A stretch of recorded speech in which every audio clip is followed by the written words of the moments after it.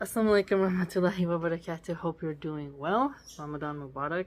Let's keep pulling apart the layers of symbolism and messaging in the feminist woke film.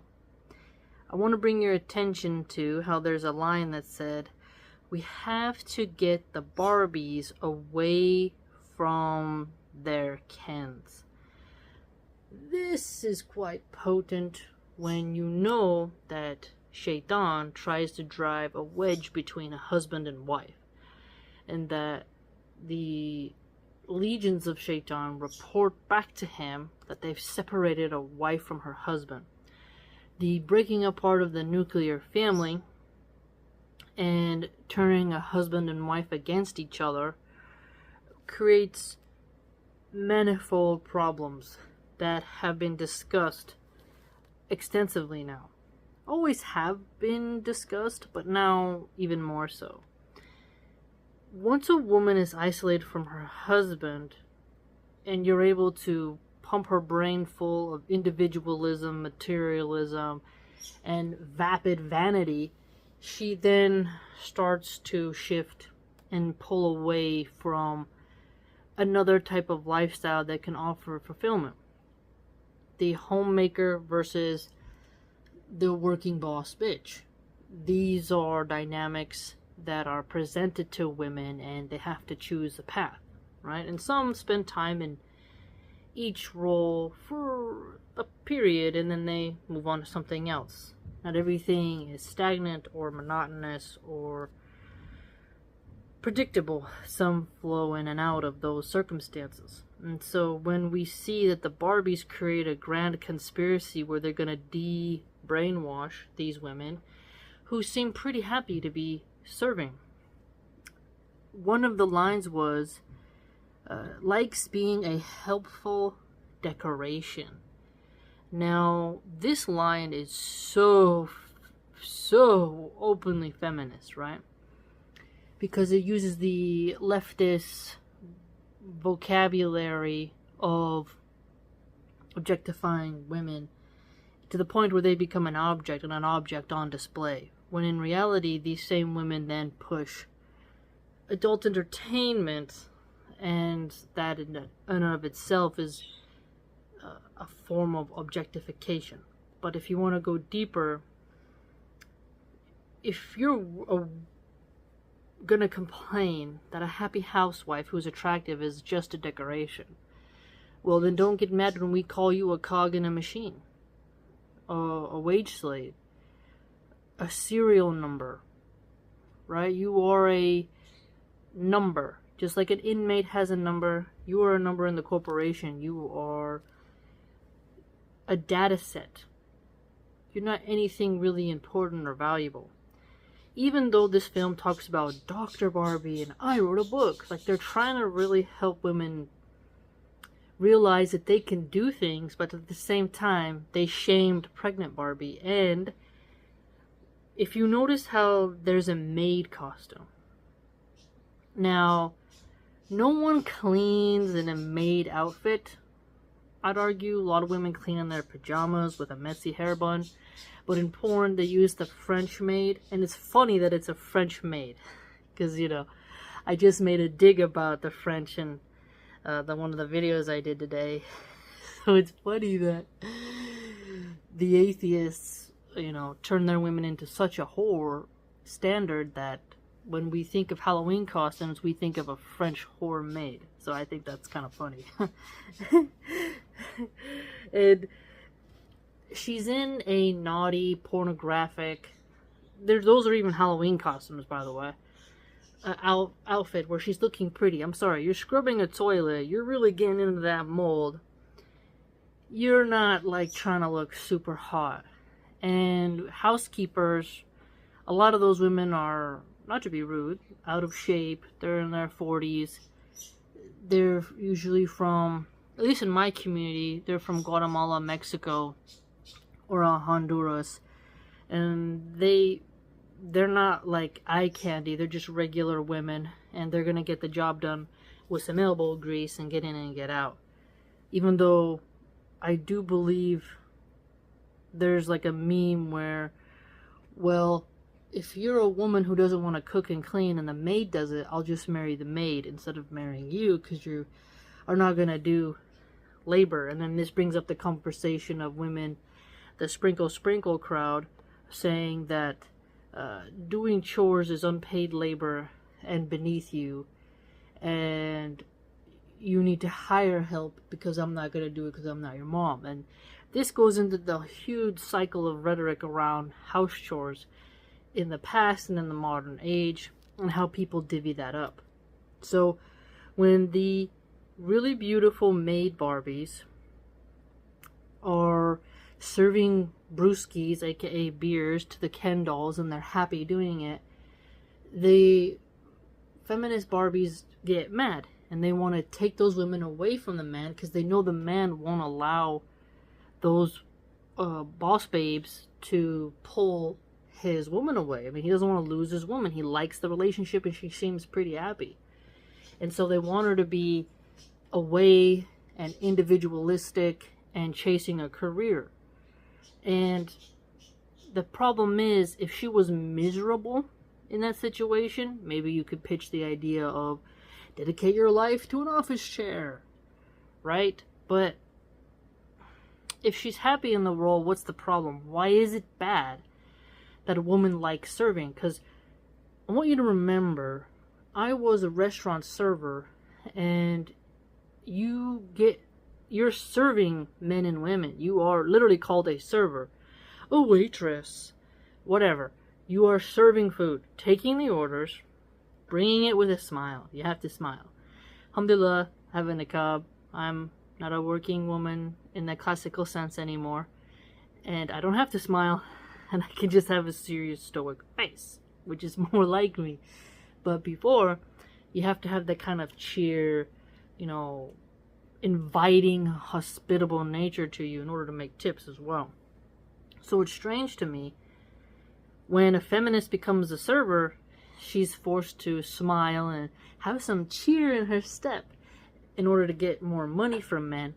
But if a wife does it to her husband, she's like oppressed and she needs to be de-brainwashed, and she needs to not do that. So it almost plays this parody of, if you're beautiful, because the Barbies are pretty, you don't need to be a helpmeet. Christians have this word called helpmeet, where you're a helpmeet to your husband. We in Islam are under the dominion of our husbands, and we're there to guard his property, keep ourselves chaste, and help to create a nice environment within the home, right? We are covers for one another. We need to do our best to work through our struggles. Now, this is on a really deep level when you see how feminism is coming into other nations that are predominantly religious and telling those women, put off motherhood, put off getting married, go to college, get debt, get ran through, get on birth control, sleep around, and then use IVF treatments when you're pushing 34, 35, right? That's the road for you. Well, as we see, those women have a large number of antidepressants, anti-anxieties, and alcoholism, among other things that are rising up. And with the spike of the breakdown of the family and women not having a proper support unit, this also creates abortion. And on top of that, women self-medicating through the guilt of abortion is also creating this deep sense of self-loathing. Women are reporting higher levels of isolation and loneliness. So we can see that, sure, you can be a doctor, but that's a hard, long road. And only certain people should go into that profession who truly care about curing people and preventing disease, right? Just because you can doesn't mean you should when it comes to a career path, because you don't want to waste your money. If you're going to pile on debt, you got to be willing to sacrifice a lot. No matter which way a woman chooses, you sacrifice for your children or you sacrifice for your boss and for your own ego in terms of careerism and title and titleist stuff and credentialism.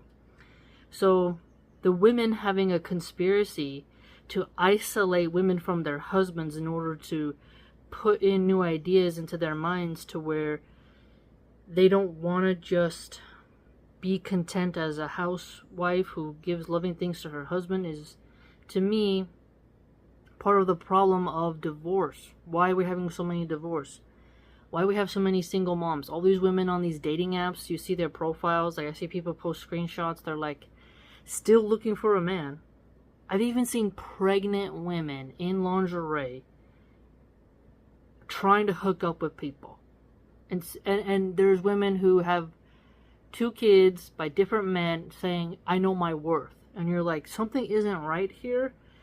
These women are making irresponsible choices, sleeping around, not getting sterilized, not getting on birth control, letting men finish inside them, choosing low quality men who don't want to commit, and they are not worthy to be committed to.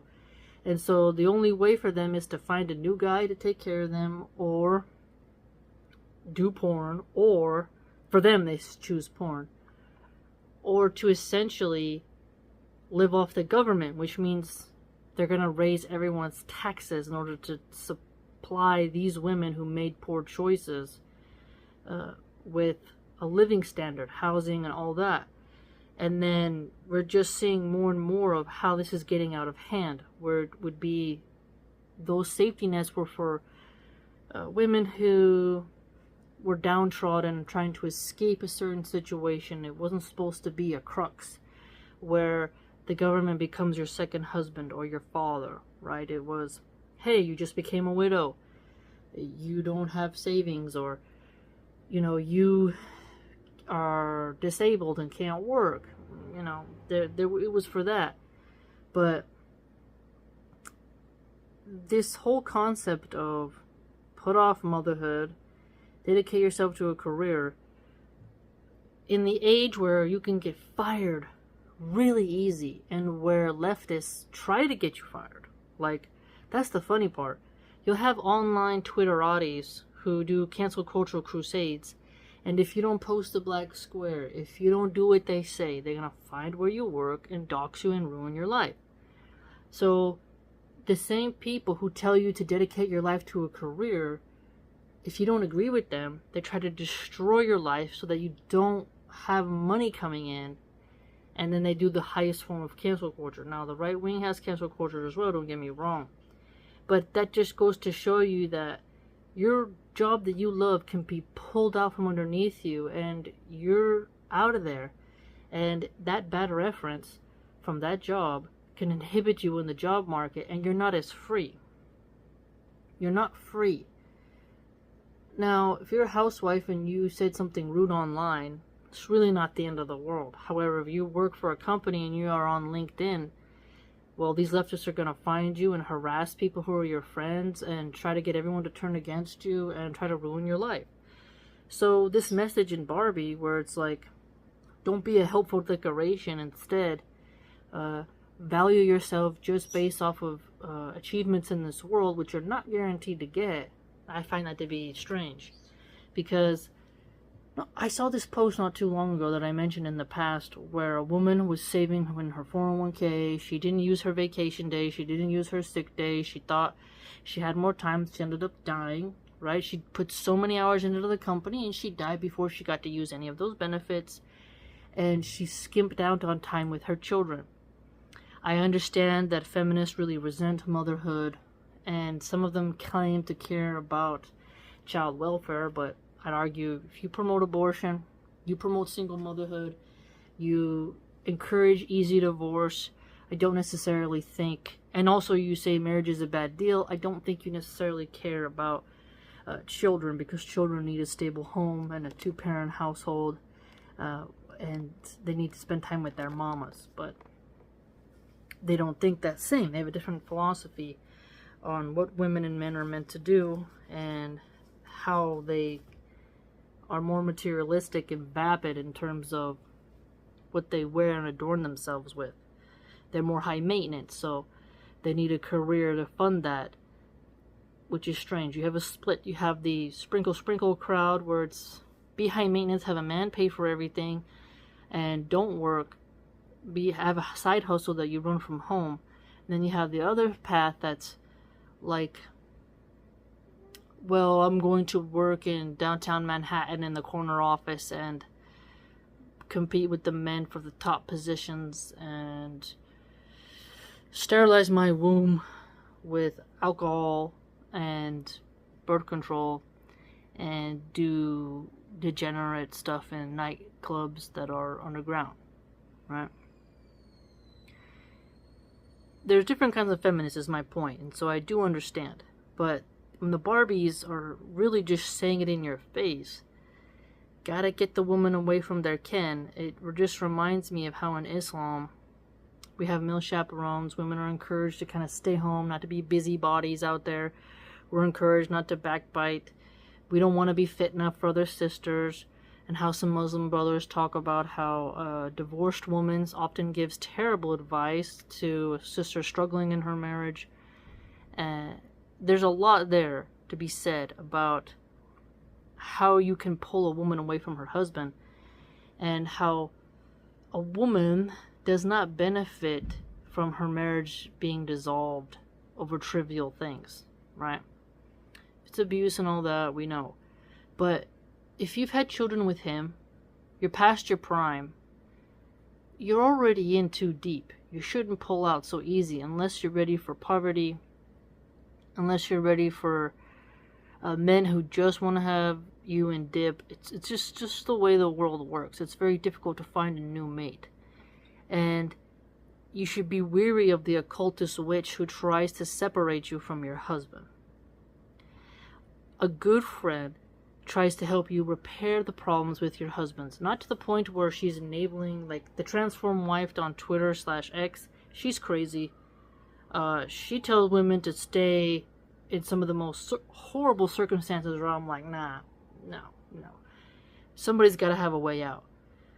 You got to have some options. You can't just be stuck with someone who you're growing to hate every day and it causes you chest pains and you don't like intimacy with them and it's a nightmare and you're thinking of self-harm, right? That's when you're like, okay, we have a serious problem. But sometimes we women can be fickle, and even that hadith that says that a woman can act like she never knew you, and the women being the majority in hell because they don't appreciate their husbands, it kind of shows you how sometimes when your husband does something that irritates you, you can get hot and heavy too quick, and then you calm down. I've seen tons of memes, even in mom groups, where the week before your period, you're super angry and you snap at him, and then you eat something and he brings you an iced latte and a chocolate bar and you're happy. Women make jokes about this ourselves, and it is quite true, which makes it funny. And so in your anger, you have to make sure you have a friend there who's like, is this just like an irritation or is this like an actual serious issue?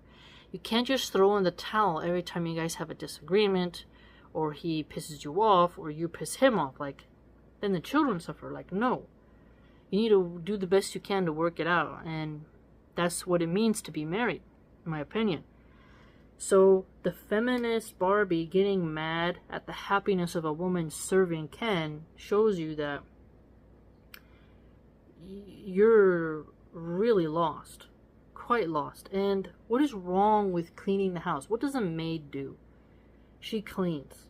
Why is it bad to have a clean home? Why do you think cleaning is beneath you? It's like you're insulting so many women who clean up after themselves and keep a tidy home, who vacuum their carpet, who do the best they can. Hoarding is a huge problem. My grandma's dearest friend was a hoarder. She passed away. Her name was Linda. And when I would go over there, I would sleep there sometimes. She had a really cool anarchy tomato garden, like all these crazy plants just growing tomatoes everywhere. It was delicious. And she had, like, in the kitchen, you could barely walk, cans and like stuff she bought as seen on TV stuff. Like, everywhere there's just piles and piles of stuff. And there's spiders and I'm sleeping on the bed and I'm kind of like, no, not the bed, the couch. And like, I don't know, I'm used to being around some pretty eccentric, weird people. But hoarders are very strange, and it gets to a point where they're dirty. So if you're a maid, you're not gonna let your home become hoarding. And a lot of moms, they have this trend that they do on TikTok where it's like, clean my dirty kitchen with me. And it's disgusting. Like, you got kids and you are not washing them dishes. Like, put on a podcast, have a matcha latte, get it done. Like, find ways to reward yourself. Now, if you're breastfeeding and the baby's young, it's a lot harder because you could be scrubbing something and the baby starts screaming and you're like, oh, I gotta go nurse. And then you're sitting there for 40 minutes, put them down, then they burp, and then yet they poop in the diaper, like, and then you're like, oh, what was I doing? Oh yeah, I was doing this. So I understand. When you have your big belly when you're pregnant, your back hurts more, right? You get that pinched nerve. And when the child is at the toddler stage where they're like, I'm gonna take books off the bookshelf, I'm gonna put all the pillows on the floor, I'm gonna take the towels from the kitchen that are for drying our hands and throw them on the ground. That's the stage where it becomes super difficult, or when they learn how to climb out of their playpen and now you got nowhere to put them except for the high chair, and who wants to sit in the high chair for an hour? Like, that's not cool. And if there's no one around to help you, then you're going to struggle. So I understand that cleaning is difficult when the child is at a certain age. After that age, you should have no excuse. And cleaning can be quite relaxing. I wash the dishes before bed. I mean, I wash dishes all day, but I try to make sure the sink is empty before bed, unless there's a pot that needs to soak. Like, if I have like a pot where I made something very like with barbecue sauce, and I have to like put some like Ajax dish soap in there to get that kind of more sticky stuff off when you scrub it with the metal scrubber, you know, you gotta let that soak, and then you can do it in the morning. But other than that, I like to have an empty sink for my husband when he comes home, inshallah, you know. But I understand if you're run down and you have like 2 plates and a cup, I get it. But for the most part, cleaning can be very relaxing and establish a routine. And if you have a laundry machine in your home, that's a lot easier than for people who have to go to the laundromat, right? Because you got to wait in line and get your quarters, and there's people like staring at you to hurry up, and there's a lot of anxiety around it. But if you have a laundry machines in your home, I don't think you have the same excuse, because it's like literally right there. Like, my grandma was always doing laundry and stuff. So chores, is my point, is they can be kind of relaxing. Get you a good vacuum. You should have 2 vacuums, a light one for when your first one breaks, and then have a heavy duty one that's designed to pick up pet hair, even if you don't have a pet, because it has more suction power. Hoover and Dirt Devil have very good brands. And you get you a nice vacuum, and you just have little treats for yourself, and it's not so bad. It's not so bad. So for the Barbie movie to mock the maid is to mock cleanliness. I've heard these women say, these sprinkle ladies, oh, well, just leave this dishes in the sink, and that's a form of protest. I've shared those types of posts in the past. And yes, you're in the kitchen a lot as a mama, but that's not for too long. And you can teach your kids little by little how to make their own things. And it gets easier. And honestly, in my old age, I want everyone coming over to my home to eat. Like, I want them to come and eat, and I want to be able to make feasts. That's why I practice my culinary skills. So, washing dishes and being clean doesn't take away from your femininity. And I've seen lots of feministic posts where it's like, oh, men don't see cooking as important. That's why they want women to do it, because they want to be doing something more important. So why are you accepting a job that they are mocking? And it's like, that's not true. Cooking is done by so many men. I mean, look at the restaurant industry. The majority of men in the kitchen are cooks. So, top chefs, men, they don't see cooking as not valuable. It's just that they don't want you just eating takeout every night and never bothering to learn a valuable life skill, which is cooking. And I've shared in the past those posts on my blog, and I've also shared the make my breakfast, watch me make my breakfast for my toddler, and you see that they're making utter garbage for their kid. And you're like, that's not healthy, man. Like, what is going on? Like, food is nutrition. And if you don't eat good, it's like you're poisoning yourself. Cancer rates are going up. You cannot just eat garbage and think you're going to be beautiful. And I've mentioned in the past in other videos, cooking for a man, to me, is a form of showing love, because sharing food is loving. I have an old video in my playlist. I don't know if it's still there, but it was Gluttony and Chefs. And I always hated how in the restaurant industry the managers ate better than everyone else, right? Why should the manager eat better than the dishwasher? It always bothered me. And I'm really into sharing food, and food to me, it's a sign of affection and love, because I grew up with food insecurity and people shared food with me and fed me when I didn't have food. And me, when I cook for my children and for my husband, it means something to me on a deep spiritual level. And it makes me very happy to be home with my nice Earl Grey tea, waiting on some sauce that I made to finish up. Some beans are boiling, you name it. And my children are just happy playing with toys and hanging out. And my parrots are parroting and being goofy. And then seeing the trees blow in the wind and wild birds come to my bird feeder. It's just an ambiance of grace. Cooking isn't slavery. The kitchen is not a plantation. And so the way the Barbie movie mocks the maid and wants to break that pleasure shows you that they are very disrespectful towards the profession of maids and towards housewives who are homemakers and who are helpmates to their husbands and dutifully obedient and bring pleasure to their kins, right? So, something to think about, you know. You have to decide what path is right for you as a woman. But I've seen a lot of posts more and more now of women saying, you know, I'd rather be home. I'm working all day. I can barely afford to live.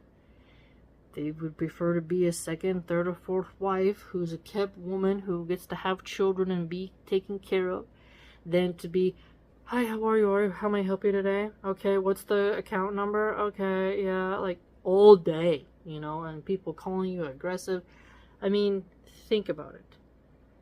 Think about it. Now, if you want to be a trauma care nurse or a nurse in the military, and it's like this electrifying, high energy field, okay, everybody has to do some type of job. But I'm telling you, pick something that you want to do until you die that you don't want a vacation from. Everyone needs a break. But if you find yourself getting burnt out, you know, you gotta know when to pull the parachute plug and to, like, get out of there. So, watch out for these types of women who think it's bad to be this sort of upbeat, happy housewife.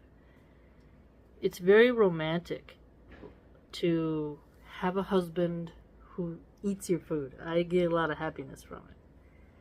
I like that. And there's nothing wrong with that. You know, a chef, he gets, oh, when you go to a fancy restaurant, give my compliments to the chef. And the chef's like, yeah, I made that, right? And when a woman cooks something good for her husband, and he makes it great, oh, awesome. My husband doesn't always cook, but when he makes some ceviche or something of his culture, and it tastes really good, I'm like, yeah. And he gets happy. He asks me, like, does it taste good? Does it need more lime? How's the salt? Is it too spicy? You know. Like, that's affection. And my daughter will tell me things like, can I make you a tea, Mom? I can make you scrambled eggs, Mom. And it's like, when I don't feel good or something, that's love, man. That's love. So beware of the Barbies who denigrate being happy to serve your man and those who see the maid as something beneath them. Let me know what you think. And there's more to be said. Much more to be said about this film. Because remember, Hollywood doesn't do anything without an agenda now. Everything is messaging. Everything is symbolic. It's an agenda-driven field now. It's not about necessarily changing society for the good, but rather showing you the new regime's goals. And Barbie has always been an interesting thing, right? And, you know, you can go back and look at classical Barbie cartoons and how she behaved, and then compare it to this new modern rendering of it, and how the branches of feminism and all their colors of expression enter into the thought realm, are being placed into this not too good of a film. You know, they could have done better graphics and picked a more prettier woman to be Barbie. You know, more creativity. Her Corvette could have looked like the actual toy one, you know. Her mansion looked like a retro, weird looking thing. Like, it didn't look like something that an AI prompt could even do better, right? So, and Weird Barbie is not even that weird. She just kind of looks like the average Californian. And there's women who have that haircut naturally. Like, they have bangs and then they have that spiky thing in the back. You'll see that in, like, Utah and other places. So that's, like, actually a common haircut, you know? So what are you gonna do? But we'll dig in. Let me know what you noticed as well. But getting the Barbies away from their men, that's a potent thing. Don't underestimate who they're signaling to, and how men should be cautious about the type of women they let around their wife. And as a wife, be cautious of the type of women you let whisper into your ear. The cliche we have in so many of, like, even in Lord of the Rings, remember? Like, there is the bad advisor. The bad advisor who gives you terrible advice, who makes mistakes, who isn't cautious. Or even in Game of Thrones, the Hand of the King. Like, he's very important. The person you take advice from can shift the trajectory of your life. And so, if you have women who are hell-bent on removing that happy veil from you of adoring your husband and being happy in the role you're in, well, what are they giving you in exchange? You won't be home making a nice pizza for your husband. Instead, you'll be like, oh, my lunch break is in 2 hours. Oh. And then you're next to the employee you don't like and this and that. I was a telemarketer. And the hell that office was, it's like, what? I've been a telemarketer.